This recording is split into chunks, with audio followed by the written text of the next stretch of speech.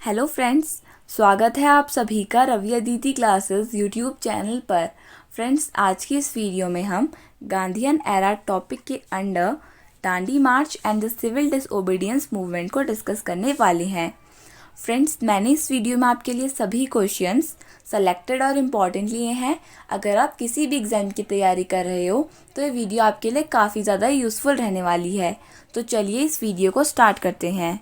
First question है हमारा, which session of Indian National Congress give the approval for civil disobedience movement. Correct answer हो जाएगा Lahore session of the year 1929। तो friends, 1929 का Lahore session, जिसकी presidency Jawaharlal Nehru ji के पास थी और उन्होंने इसी प्रेसिडेंसी के अंदर इस टाइम पर पूर्ण स्वराज की घोषणा की थी ऑन 26 जनवरी 1930। तो फ्रेंड्स, ये आपको याद रखना है। एंड इसी सेशन में सिविल डिसओबीडियंस मूवमेंट के अप्रूवल दिया था।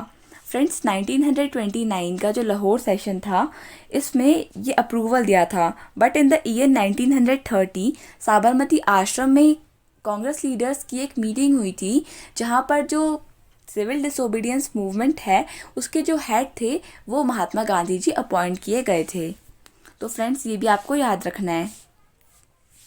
Next question, the civil disobedience movement started with which incident.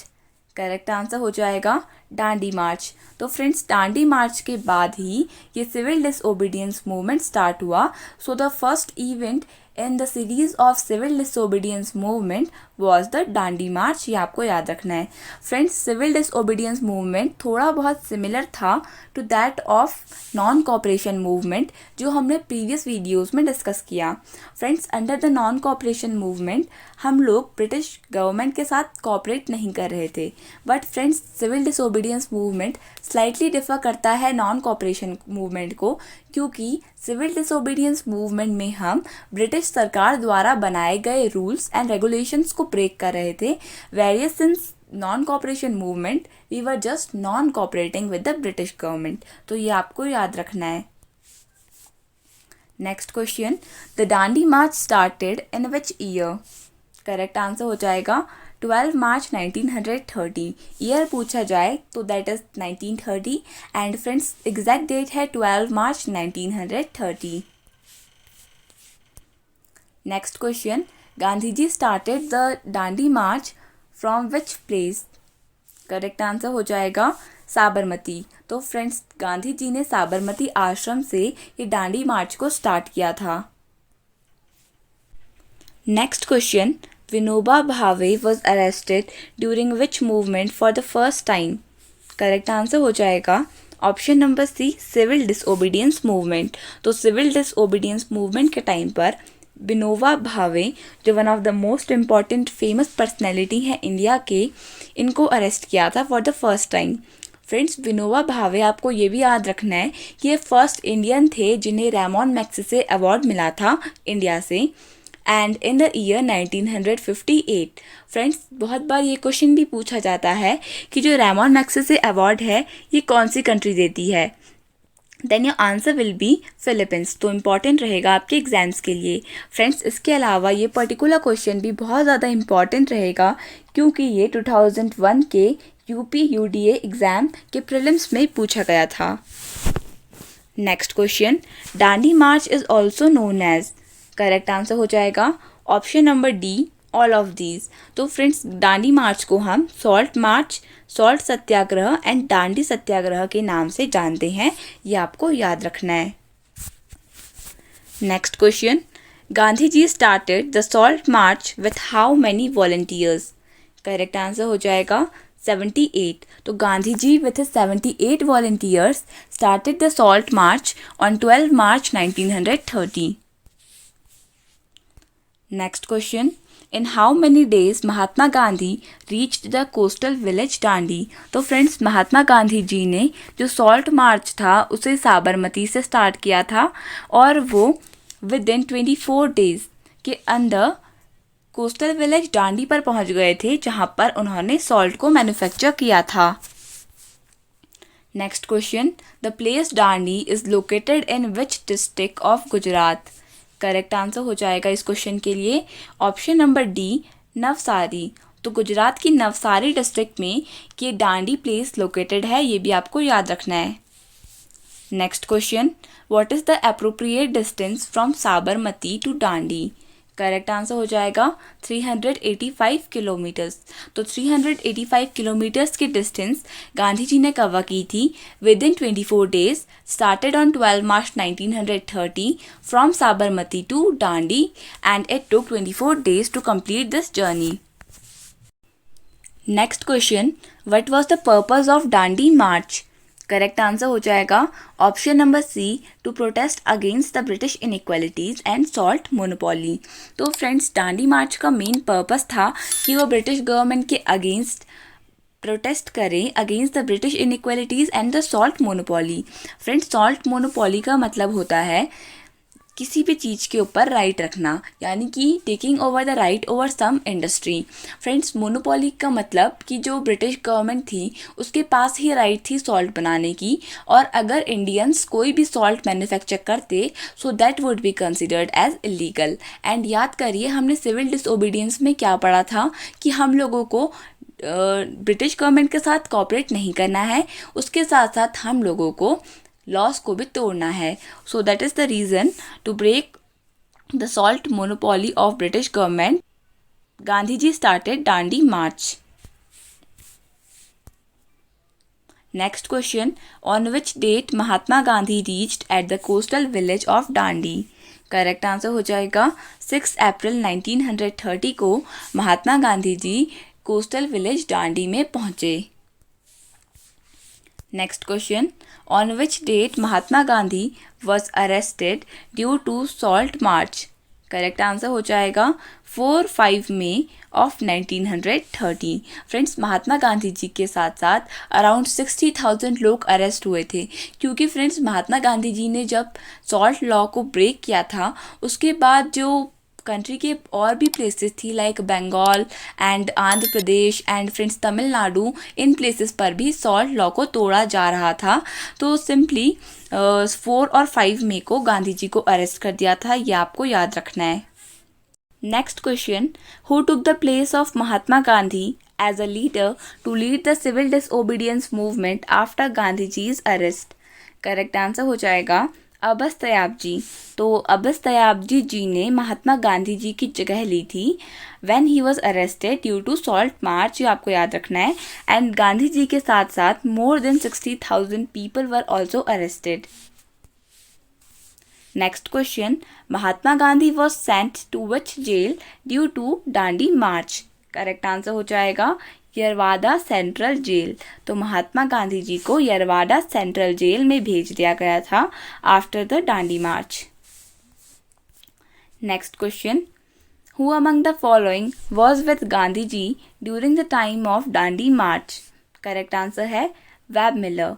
तो आपने याद रखना है कि वेब मिलर गांधी जी के साथ थे during the time of Dandi March. This question will be important for you, क्योंकि ये 2002 के प्रीलिम्स यूपी पीसीएस के एग्जाम में आया है। And I have already told you that the chances of coming of PYQs is probably more than other questions. So ये question रहेगा important आपके एग्जाम्स के लिए।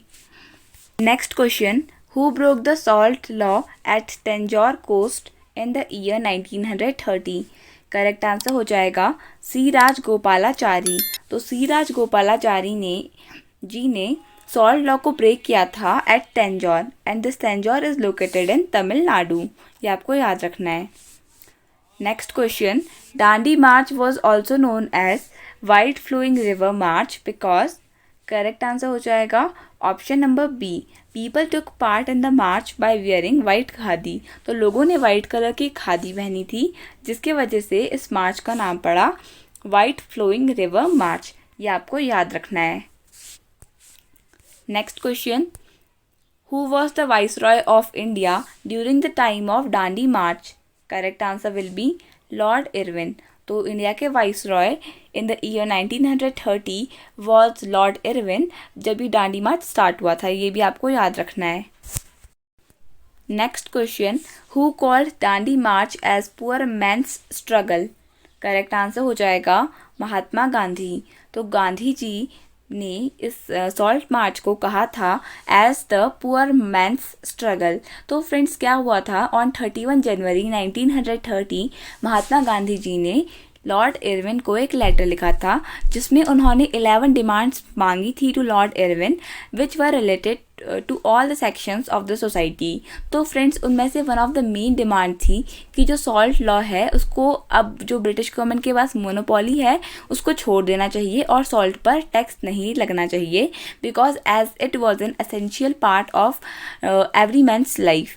तो लेकिन फ्रेंड्स जो लॉर्ड इरविन थे उन्होंने नेगोशिएट करने से मना कर दिया था। गांधी जी ने उनको एक अल्टीमेटम दिया था up to 11th of March कि अगर 11th ऑफ मार्च तक ये डिमांड्स पूरी नहीं होती हैं so he will launch a nation wide civil disobedience movement from 12th of March. तो चलिए फ्रेंड्स अब इसका एक रिवीजन कर लेते हैं। First question, which session of Indian National Congress gave the approval for civil disobedience movement? Correct answer will be Lahore session of 1929. Next question, the civil disobedience movement started with which incident? Correct answer will be Dandi March.